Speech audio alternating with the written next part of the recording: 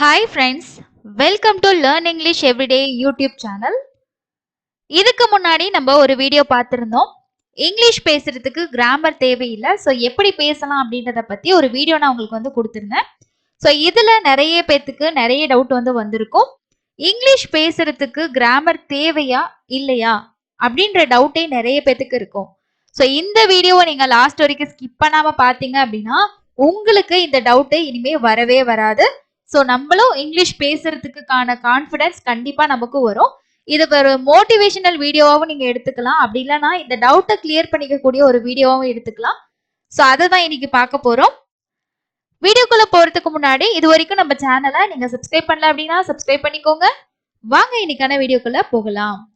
So நம்மளோட first video grammar இல்லாம English பேச முடியுமா அப்படின்ற வீடியோவை பார்த்து நிறைய பேர் நிறைய டவுட் யோசிச்சிருப்பீங்க. அது எப்படி கிராமர் இல்லாம நம்ம இங்கிலீஷ் பேச முடியும்?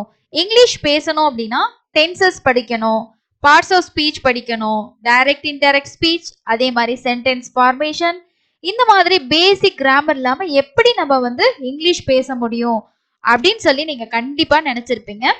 ஏன்னா இவ்வளவு நாள் நம்ம இங்கிலீஷ் பேசணும் அப்படின்னாலே ஸ்டார்டிங் நம்ம கத்துக்க போறதே ஜஸ்ட் டென்சஸ் கத்துக்க ஆரம்பிச்சிருவோம்.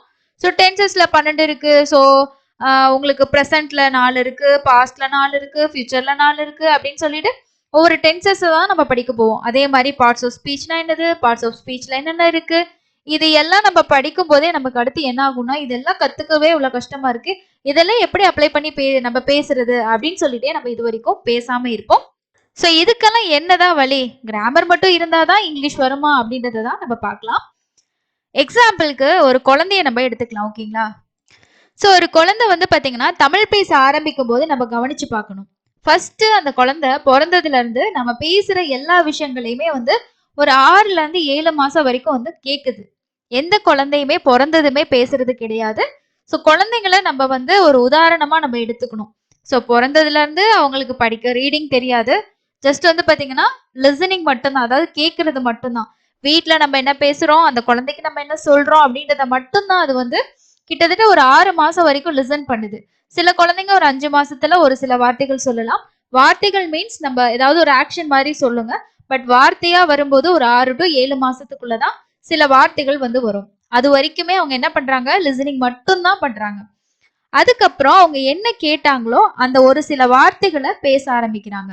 ஸ்டார்டிங்ல அம்மா, அப்பா, மாமா, இந்த மாதிரி ஒரு சில வார்த்தைகளை இந்த குழந்தைங்க பேச ஆரம்பிக்கிறாங்க. அடுத்த ஸ்டேஜ், ஸோ ஃபர்ஸ்ட் ஸ்டேஜ்ல அவங்க கேட்டுட்டு இருந்த ஒரு சில வார்த்தைகள், கேட்ட மீன்ஸ் நம்ம அவங்களுக்கு சொல்லி கொடுத்தது, எங்க அப்பா சொல்லுங்க, அம்மா சொல்லுங்க அப்படின்னு நம்ம சொல்லி கொடுக்குறோம் இல்லையா, அந்த வார்த்தைகளை கேட்டுட்டு அவங்க ரிப்பீட் பண்றாங்க. ஸோ இது இல்லாம அவங்க கேட்ட இன்னும் நிறைய வார்த்தைகள் என்ன பண்றாங்கன்னா இந்த செகண்ட் ஸ்டேஜ்ல 2-3 வார்த்தைகளை சேர்த்து பேச ஆரம்பிக்கிறாங்க. பசிக்குது, சாப்பிடணும், சாப்பாடு, அந்த மாதிரி பேச ஆரம்பிக்கிறாங்க. ஸோ இந்த ஸ்டேஜை தாண்டி அடுத்த ஸ்டேஜ் வரும்போது என்ன பண்றாங்கன்னா பெரிய பெரிய சென்டென்சஸை பேச ஆரம்பிக்கிறாங்க. இதுல நாம கவனிக்க வேண்டிய விஷயம் என்ன அப்படின்னா, இந்த குழந்தை தமிழ் பேசும்போது, அதாவது ஒரு வார்த்தை 2 வார்த்தையை சேர்க்கும் போதோ ஒரு வாக்கியத்தை பேசும்போதோ அந்த குழந்தை எங்க இருந்து இலக்கணம் கத்துக்குச்சு? ஸோ குழந்தைக்கு கிராமரே தெரியாது. ஸோ அது எப்படி பேசுது அப்படின்றதான் நம்ம இங்க கவனிக்க வேண்டிய ஒரு விஷயமா இருக்கு. அந்த குழந்தைக்கு என்ன அப்படின்னா நம்ம பேசுறது சரியா தவறா மிஸ்டேக்கா அப்படின்றதெல்லாம் எதுவுமே தெரியாது. ஆனா அதெல்லாம் அது நினைக்காம என்ன பண்ணுது, பேசுது. மத்தவங்க நம்மள தப்பா நினைப்பாங்களோ, நம்ம தப்பா பேசிட்டோம் அப்படின்னா அவங்க சிரிப்பாங்களா, கிண்டல் பண்ணுவாங்களா, இப்படின்னு சொல்லி அந்த குழந்தை நினைக்கிறதே கிடையாது. இதனாலதான் அந்த அந்த குழந்தைக்கு பாத்தீங்கன்னா அந்த மொழியை பேசுறதுக்கும் கத்துக்கிறதுக்கும் சரளமா பேச முடியுது. ஸோ அது ஒரு விஷயத்த நீங்க கவனிக்கலாம். குழந்தைங்க ஒரு லாங்குவேஜ் கத்துக்கணும் அப்படின்னும் போது அதை மிஸ்டேக்கா அப்படின்றதெல்லாம் யோசிக்க மாட்டாங்க. ஸோ சட்டுன்னு பேசிடுவாங்க.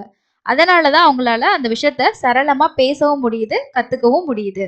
ஸோ இதை எதுக்கு நான் உங்களுக்கு எக்ஸாம்பிளா சொல்றேன் அப்படின்னா, நாமளும் ஒரு குழந்தை போலதான் பேச ஆரம்பிக்கணும் இங்கிலீஷ. இப்போ நம்ம தமிழ் பேசுறதுக்கு நம்ம இலக்கணம் படிக்கல. ஓகேங்களா? ஸோ இலக்கணம் நம்ம தமிழ்ல படிக்கவே கிடையாது. ஆனா பேசுறோம். அது எப்படி? தமிழ் வார்த்தைகள் நமக்கு தெரியும். ஸோ நம்ம எப்படி குழந்தையா இருக்கும்போது அம்மா அப்பா பேசினாங்களோ அதை வச்சு வார்த்தைகளை வச்சுதான் நம்ம பேச ஆரம்பிச்சோம். அதுக்கப்புறம் பேசிக்கான இலக்கணம், அதாவது காலங்கள். இப்போ ஒரு விஷயம் இப்போ நடந்துகிட்டு இருக்கு அப்படின்னா அதை எப்படி சொல்லணும், முடிஞ்ச விஷயத்த எப்படி சொல்லணும் அப்படின்றத தான் நான் இங்க பேஸ் பண்ணியிருக்கேன் உங்களுக்கு இலக்கணத்துல. காலங்கள் அப்படின் போது நிகழ்காலம், இறந்த காலம், எதிர்காலம், ஒரு விஷயம் நடக்க போகுது அப்படின்னா இது நடக்க போகுது அப்படின்றத சொல்றோம். நான் தமிழ்ல பேசுறத சொல்றேன். அப்போ நம்ம இந்த காலங்கள் அப்படின்ற ஒரு விஷயமும் ஒரு சில பேசிக்கான இலக்கணங்கள் மட்டும்தான் நமக்கு தெரியும். இதுவுமே நம்ம வந்து தமிழ் இலக்கணத்தை எடுத்து வச்சு தமிழ்னா இப்படிதான், இதை இப்படிதான் சொல்லணும் அப்படின்னு சொல்லிட்டு நம்ம தூய தமிழ்லையும் பேசுறதே கிடையாது. அப்படி இருக்கும்போது நமக்கு தமிழ் பேசுறதுக்கு நம்ம எந்த இலக்கணமே கத்துக்கல.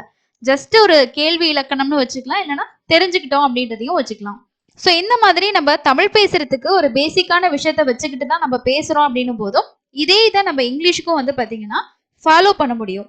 ஃபர்ஸ்ட் நம்ம என்ன பண்ணணும் அப்படின்னா வார்த்தைகள் வந்து தெரிஞ்சுக்கணும். இங்கிலீஷ்ல நிறைய வார்த்தைகள் நமக்கு பேசிக்காவே நம்ம ஸ்கூல்ஸ்ல படிக்கிறதாகட்டும், டிவியில கேட்கறதாகட்டும், கண்டிப்பா ஒருத்தருக்கு ஒரு இங்கிலீஷ் வார்த்தை கூட தெரியாது அப்படின்னு சொல்லவே முடியாது. கண்டிப்பா நமக்குள்ளேயும் நமக்கு தெரிஞ்ச நிறைய வார்த்தைகள் இருக்கு. அதை நம்ம யூஸ் பண்றது இல்லை அப்படின்றது தான் உண்மையான ஒரு விஷயம். ஓகே, இதை வந்து நம்ம எப்படி தெரிஞ்சுக்கலாம்? இங்கிலீஷ் வார்த்தைகளை நம்ம எப்படி தெரிஞ்சுக்கலாம் அப்படின்னா, ஒன்று நமக்கு ஆல்ரெடி தெரிஞ்சிருக்கக்கூடிய வார்த்தைகள், புதிய வார்த்தைகள் நம்ம தெரிஞ்சுக்கணும் அப்படின்னா ஒன்று லிசனிங். ஸோ நம்ம கேட்கறது மூலமா தெரிஞ்சுக்கலாம். இன்னும் நிறைய வந்து பாத்தீங்கன்னா நமக்கு பிடிச்ச விஷயங்களை நம்ம ரீடிங் பண்ணும்போதும் அதுல இருந்து புதிய புதிய வார்த்தைகளை நம்ம கத்துக்கலாம். ஏன்னா ஒரு மொழியில நமக்கு பேசும்போது வார்த்தைகள் அப்படின்றது ரொம்ப முக்கியம். ஒரு செயலை பேச போறோம் அப்படின்னா அந்த செயல் பத்தின அந்த செயலை எப்படி நம்ம சொல்றது?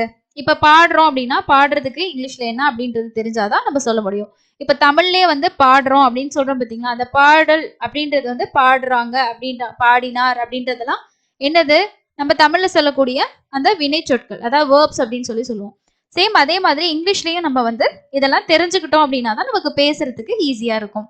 ஸோ இந்த லிசனிங் மூலமாவோ ரீடிங் மூலமாவோ நம்ம வந்து வார்த்தைகளை தெரிஞ்சுக்கலாம்.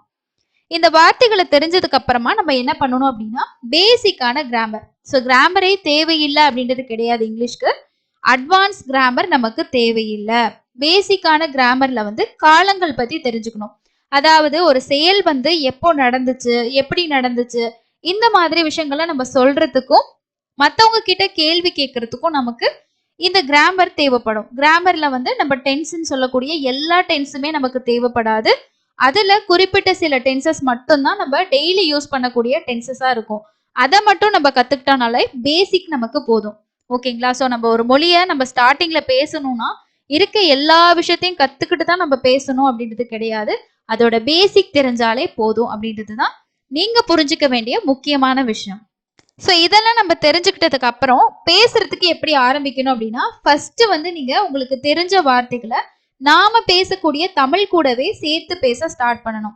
அதாவது சுத்தமா தமிழ்ல நான் வந்து இங்க போறேன் மார்க்கெட்டுக்கு, அதாவது சந்தைக்கு போறேன் அப்படின்லாம் சொல்லாம மார்க்கெட் போறேன், டு மார்க்கெட், அந்த மாதிரி நம்ம கொஞ்சம் கொஞ்சமா பேச ஆரம்பிக்கணும். இப்போ சந்தை அப்படின்றது மார்க்கெட் அப்படின்னு நமக்கு இங்கிலீஷ்ல தெரியுது அப்படின்னா அந்த சந்தை அப்படின்ற வேர்டை யூஸ் பண்றதுக்கு பதிலாக மார்க்கெட் அப்படின்னு சொல்லலாம், ஷாப் அப்படின்னு சொல்லலாம், ஸ்கூல் அப்படின்னு சொல்லி நம்ம ரெகுலரா ஸ்கூல்னு சொல்றோம். ஓகே, ஸ்கூல் அப்படின்னு சொல்லலாம்.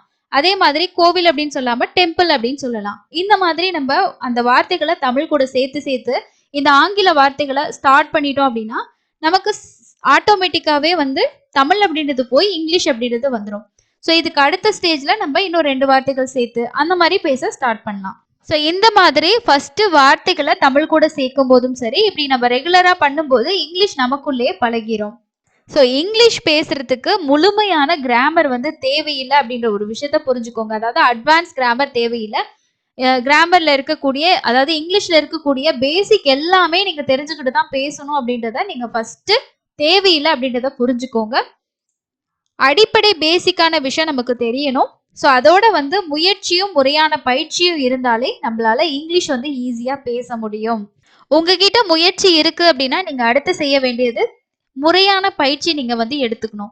ஸோ பிராக்டிஸ் இல்லாம எந்த ஒரு விஷயமும் நம்மளால பண்ண முடியாது. அதனால கண்டிப்பா தெரிஞ்ச விஷயத்த வச்சு நம்ம பிராக்டிஸ் பண்ணணும். இங்க பிராக்டிஸ் அப்படின்றது நம்ம பேச ஆரம்பிக்கணும். ஸோ இங்கிலீஷ் பேசுறதுக்கு அட்வான்ஸ் கிராமரோ அட்வான்ஸ் வொக்காபுலரியோ தேவையில்லை. இந்த வீடியோ மூலமா உங்களுக்கு இது தெளிவா புரிஞ்சிருக்கும்னு நினைக்கிறேன். நான் ஒரு குழந்தையே எக்ஸாம்பிளா சொன்னேன் அப்படின்னா ஸோ அதை பார்த்து நம்ம வந்து ஓ இப்படிதான் ஒரு மொழியை வந்து இவ்வளோ எதையுமே யோசிக்காம எப்படி அந்த குழந்தை பேசுது அப்படின்றத நம்ம நினைச்சாலே நம்மளுக்குள்ள இருக்க பயமும் நம்மளுக்கு இருக்க பதட்டமும் மற்றவங்க நம்மள என்ன நினைப்பாங்க அப்படின்ற எண்ணமும் என்னைக்குமே வராது. ஒரு மொழியை கத்துக்கணும் அப்படின்னா நாமளும் குழந்தை மாதிரி மாறிதான் கத்துக்கணும். ஸோ நாம வயசுல பெரியவங்களா இருந்தாலும் ஒரு விஷயத்த கத்துக்க போறோம்னா கண்டிப்பா குழந்தையா தான் கத்துக்கணும் அப்படின்றத நீங்க தெரிஞ்சுக்கோங்க. கண்டிப்பா இந்த வீடியோ உங்களுக்கு ஒரு மோட்டிவேஷனான வீடியோவாகவும் இங்கிலீஷ் பேசுறதுக்கு என்ன அடிப்படையா தேவை அப்படிங்கிறத நீங்க இந்த வீடியோ மூலமா கண்டிப்பா புரிஞ்சிட்டு இருப்பீங்கன்னு நினைக்கிறேன். ஸோ இதுக்கு முன்னாடி நான் போட்ட வீடியோல வந்து கிராமர் இல்லாம பேச முடியும் உங்களாலையும் அப்படின்னு சொல்லியிருந்தேன். அதை பார்த்து நிறைய பேத்துக்கு கண்டிப்பா நிறைய டவுட்ஸ் இருந்திருக்கும். தொடர்ச்சியா நாம இந்த பயிற்சிக்கு தேவையான விஷயங்களை ஒவ்வொரு வீடியோஸா வந்து அப்லோட் பண்ணுவோம். எல்லா வீடியோஸையும் ஃபாலோ பண்ணுங்க. ஸோ நம்ம பேசுறதுக்கு நான் பேசிக் கிராமர்னு முன்னாடி சொன்னேன் பாத்தீங்களா, அதுல எந்த டென்சஸ் மட்டும் நம்ம தெரிஞ்சுக்கணும், ரெகுலரா என்ன டென்சஸ் மட்டும் யூஸ் பண்ணுவோன்றத கத்துக்கிட்டீங்கன்னாவே தொடர்ச்சியான பிராக்டிஸ் கண்டிப்பா பண்ணீங்க அப்படின்னா உங்களாலே இங்கிலீஷ் வந்து பேச முடியும்.